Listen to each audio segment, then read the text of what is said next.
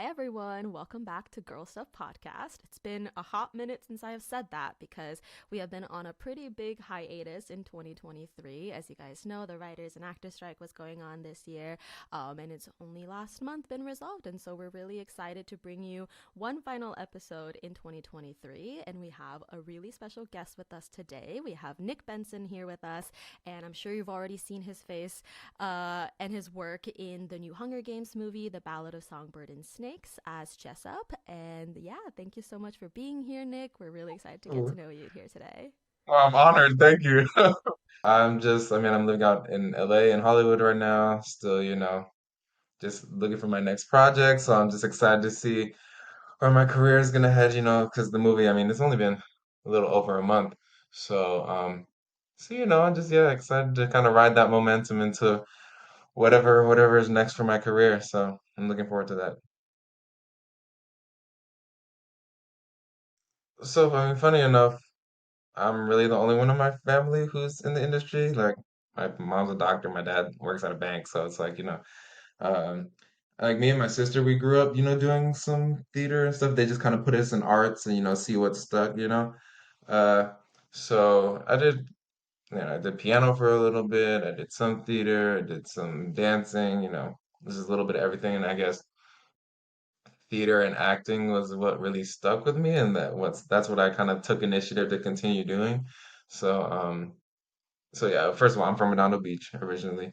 But yeah, I just started, doing theater classes in school, doing the little shows or plays that they had, that they had given us opportunities to do back then. And, I just do them because I thought it was fun.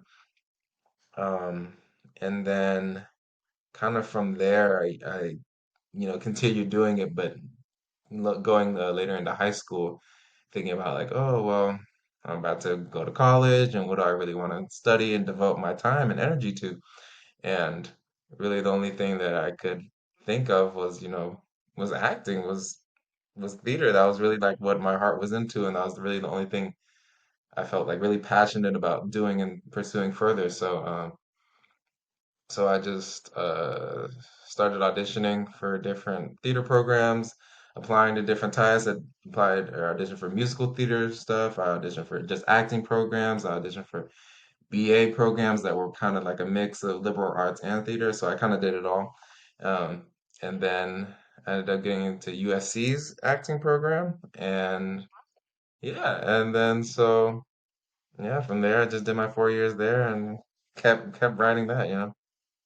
So Mhm. from when you graduated school to like when and in that those couple years of auditioning and trying to get work, what was that experience like for you? Uh, it was a little daunting just because, you hear about going to the industry, you hear it's a lot of rejection, of course. Mm-hmm. Um, and, a lot of people don't really get even opportunities to be seen for a long time. So, you go into it with, like an open heart and like a hopefulness, but also, just kind of accepting what also might be the reality. So, Mm-hmm. like, I graduated in 2021. I was lucky enough to get an agent and manager out of graduation Mm-hmm. from USC. So, pretty much as soon as I graduated, I started auditioning for a bunch of different projects. Mm-hmm. Um, and then the first thing I booked was that same summer I graduated in June, or July I booked it, but it was this Netflix show called Boo Bitch, Mm-hmm. with Lana Condor. Yes. So uh so yeah, that was my first like big TV like anything Mm-hmm. gig. So it was just very exciting, to get started. And Yeah. again, I felt very fortunate that I was able to land something, Mm-hmm. pretty soon out of the school. Yeah. For sure. And then the Hunger Games movie, this was your first feature film, right? Yes. Yeah, Yeah. so I mean, I guess we can kind of dive into that and talk about what your experience was like filming it. I've seen a couple of the interviews that you've done in the past month or so, and I know a lot of people have already asked you about, were you a Hunger Games fan before you did the movie and Yeah, things yeah. like that.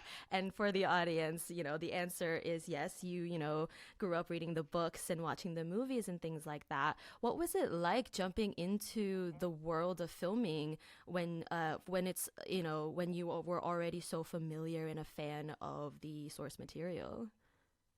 I think I mean, it just helped a lot, just being familiar with the world and how it works and everything. Like, I felt like it was good. Like, in hindsight, it was just like I was just enjoying it as a reader, as a viewer, and a consumer. But going into it, I was like, oh, this is like actually really valuable background information and research, Mm-hmm.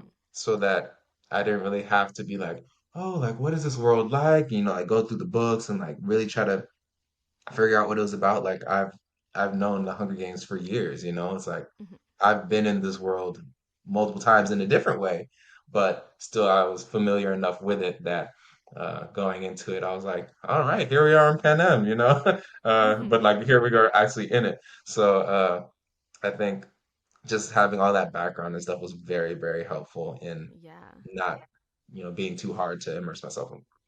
Yeah, absolutely. And I was actually really curious as an audience member and as someone who, I mean, I grew up really big fan of the books as well, and I love a good book to movie adaptation. I've Mm. always been curious when you're on set for, a film that is based on a book, what is your interaction with the text as you're filming like? Like do you each have are you guys constantly referring back to the books on set, or like do you have some like how do you go about like keeping the text sort of at the forefront, and how does that influence your role as an actor?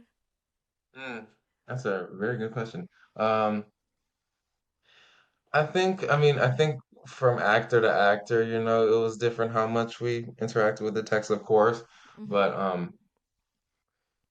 I mean, it's interesting because, of course, the script is very different from the book, because they had to make it digestible and Mm-hmm. they had to fit this 500-page book into this Sure, 3-hour yeah. window.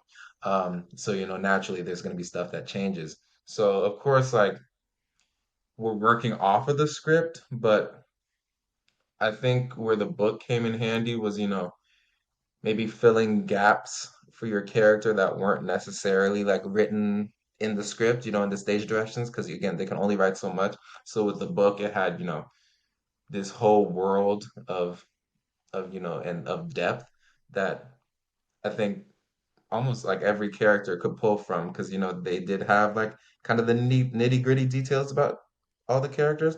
Mm-hmm. So I think if I needed a point of reference for Jessup or like, Mm-hmm. being like, okay, how does he feel in this moment? Because it's not necessarily stated in the script, or even if I'm in the background of the scene, and so I'm not like the main focus, just being able to be like, okay, what is his mindset in this, like, and what does the book say that might inform me that I can translate into the script, even though it's not written. So I think yeah, it just gave a lot of detail maybe where the script didn't have space to give that same detail. Yeah, absolutely. And when you're talking about how things translate from book to screen, one of my favorite parts of the adaptation was the music. I mean, the soundtrack is just so fantastic. Like, it was just knocked out of the park. And I mean, I know you mentioned that you grew up also doing music and singing and things like that. Um, and I did creep on your Instagram a little bit, saw some clips of you singing. You have a beautiful voice, and so I was just wondering, do you have a favorite song from the soundtrack, or like a song from the movie that you really, really liked and stuck with you? Um, yes, I think. Well, I always have to shout out my girl Rachel because she's incredible. Like oh my God, yeah, I can't praise her enough. But I'd say the old There Before. That was definitely one of my top moments, like chills the whole time I was watching that scene. Absolutely. Um, Also, a really beautiful one was the Lucy Gray, the Ballad of Lucy Gray.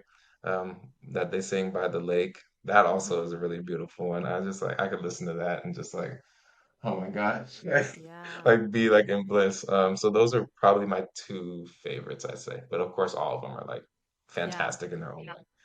Fair, yeah, absolutely. And I mean, you shouted out Rachel Zegler. She obviously absolutely shines in the movie, and you and her character had quite an arc in the arena together. I was just wondering, like, what was the camaraderie like on set? I know that, like, audience members have been able to see that you and a lot of the other cast members that, like, filmed the movie together, formed a pretty close bond. And so, what was it like on set to, be day in day out together, shooting some pretty grueling stuff sometimes.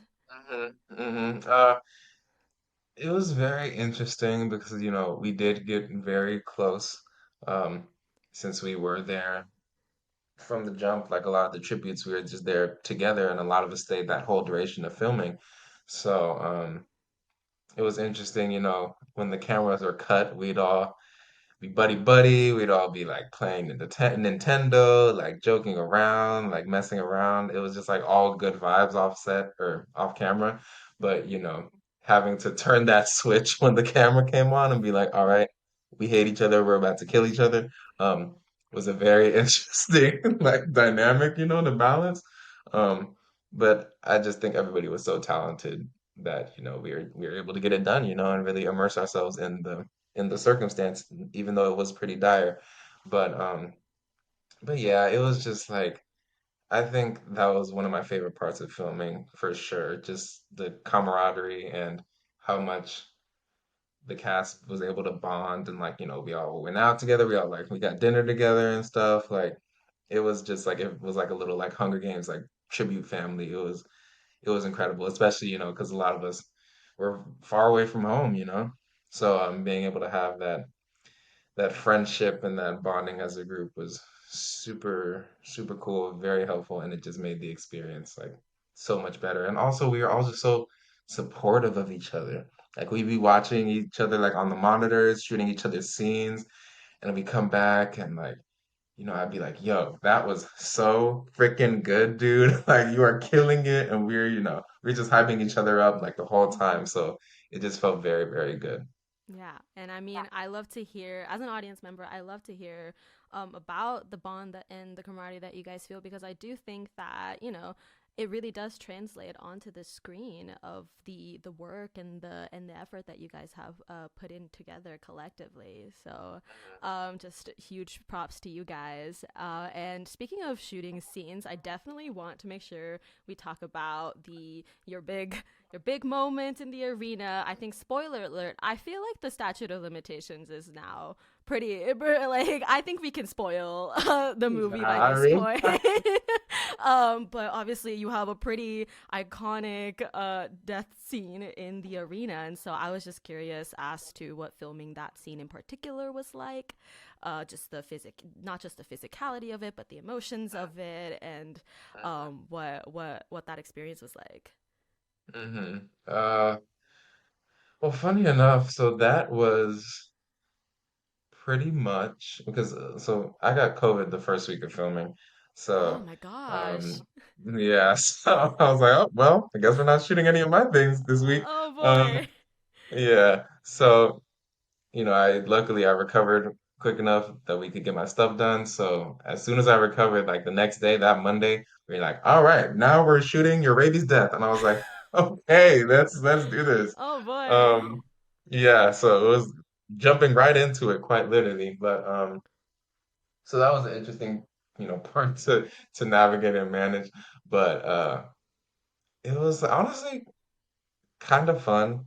Like, that's I mean, as much as like, it's weird to like, wow, dying was fun. Like it kind of was. Because you don't really get to do that every day. So, Hmm. and getting to explore kind of like how that is and like, I don't know, as an actor, it's just like it was a fun challenge for sure. Um, but I think um Were you nervous at all about how people, like, about going into it? Did you feel any it's nerves? like yeah, because it is like a bigger moment. So, Hmm. I did want to make sure I nailed it and like getting the craziness of the rabies and all that stuff. Like I just want to make sure I had that down, especially because it was the literally like the pinnacle moment of my character, Hmm. and it was the first thing I was shooting, so it was like I really had to get into it and hit the ground running. Um, but I think once I was into it, I kind of just like rode that wave, and Francis was giving me direction, of course, which helped, of course, and guiding me to what he had for his vision. And once I got into that groove and figured out what the direction was I wanted to go in, I just kind of honestly just like went balls to the wall, and I was like, all right, bro, let's just go full out. Um, Yeah. and yeah, and I think it ultimately, paid off. And And you nailed it. You killed yeah, it. thank you. It was But yeah, so that was amazing. that was an interesting first week because that took, I think, it was like 3 days of filming. It was like the chase, and there was one day I spent like on the fall off, um, and I was rigged up and like I had the harness, and that only took a couple of takes, luckily, the fall itself. Um, so yeah, it was just very interesting because I also had to manage talking with the foam in my mouth, but also I had like Hmm. to the physicality. So yeah, it was a lot to think about in the moment, but I think it all ended up coming together once I like really got into the groove of it. Wow, I'm still kind of flabbergasted to hear that was like the very first thing that you had to just jump straight into. That's so Yeah. intense. But I mean, and talk about breaking the ice. You just really Hmm. jumping in. Yeah, No, literally. I was like, absolutely. "Hi, Rachel. Nice to meet you. You're gonna see me die now." So, you know. Yeah, absolutely. Well, I am curious as to if you have any, if there are any particular themes or motifs or messages in the movie or the books that really resonated with you, either as while you were growing up reading them, or as you were filming, because obviously like Suzanne Collins built, such a powerful story with so many powerful Hmm. messages. Is there anything that has really stuck with you? Hmm. I'd say, at least for this book specifically, because it is like tonally different than the earlier ones. Mm-hmm. Um, and I think this one definitely has more of a message about the impacts of war.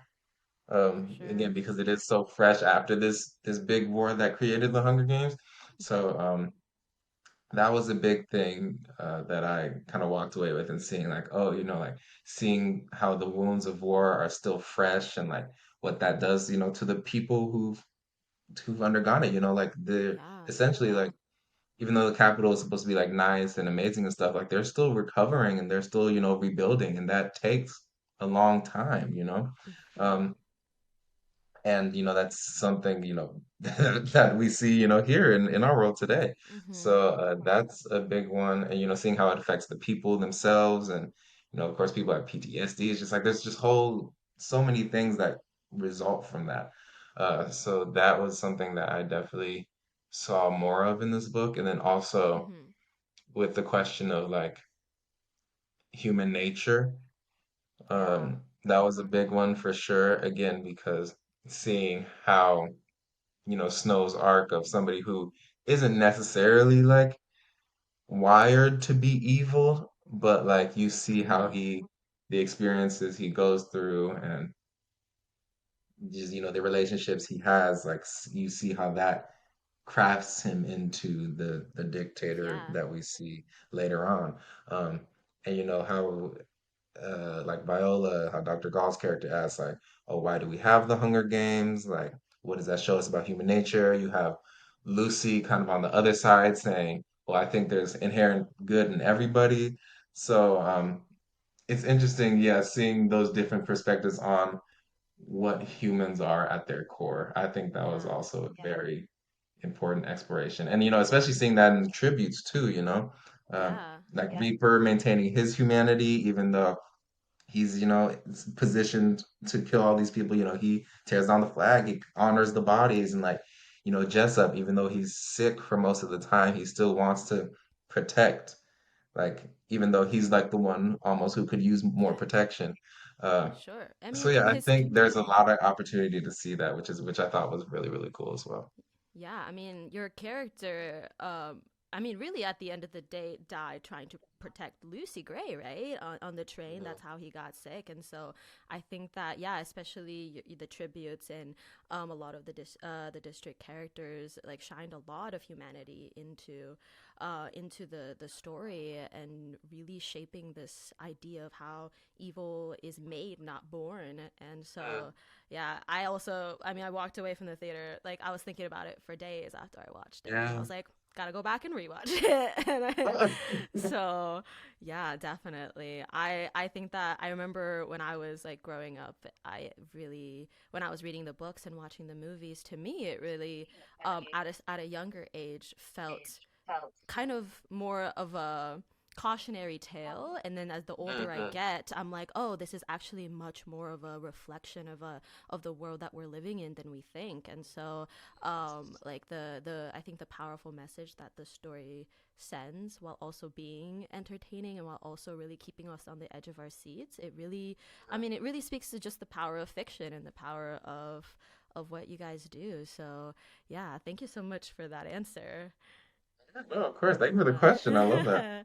yeah, absolutely. Oh my God, I had one last question that I wanted to ask you before we wrap things up, um, but it is slipping my mind right now. But No. uh, it was based off of something that you said. I can't quite recall, but is that I oh yeah, I remember what it was. I wanted to ask you what the reception of the audiences has felt like on your end, of what it's like to see, all this, the months of work that you guys put into filming this, what the payoff has been like for you guys, like any lessons that you personally learned while filming or in reception to the release of the film. Mm.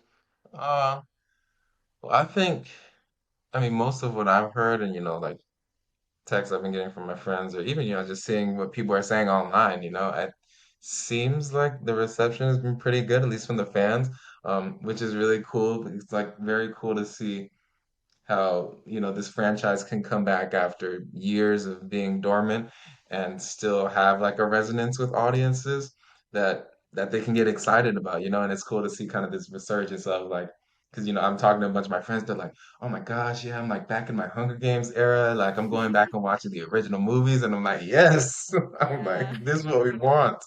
um so it's really, really cool to see that, people get excited about this series again because, it is, I feel like, a very classic and timeless at this point series, So that's been really, really cool to see.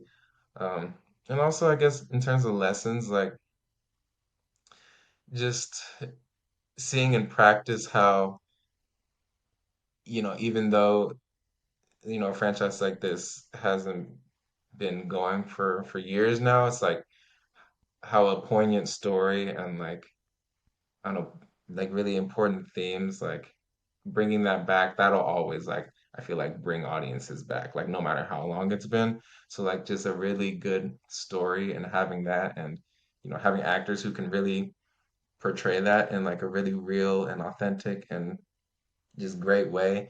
I think that's really important and that's what, keeps audiences watching and interested and engaged in stories like this. So that was Yeah. very cool to see and experience as well. Yeah, amazing. Well, thank you again for making the time to talk to us. You mean you've Yeah. made lifelong fans out of us at Girl Stuff podcast. Yeah, We're I really, appreciate you guys. Thank you. yeah, absolutely. We're really looking forward to seeing what you have on the horizon. We wish you all the best, and hope you have a really happy holidays. And we can't wait to see what you do next. Thank you. Thank y'all so much. Yeah, absolutely. Okay, I think Melina's gonna stop the recording now. And that's girl stuff.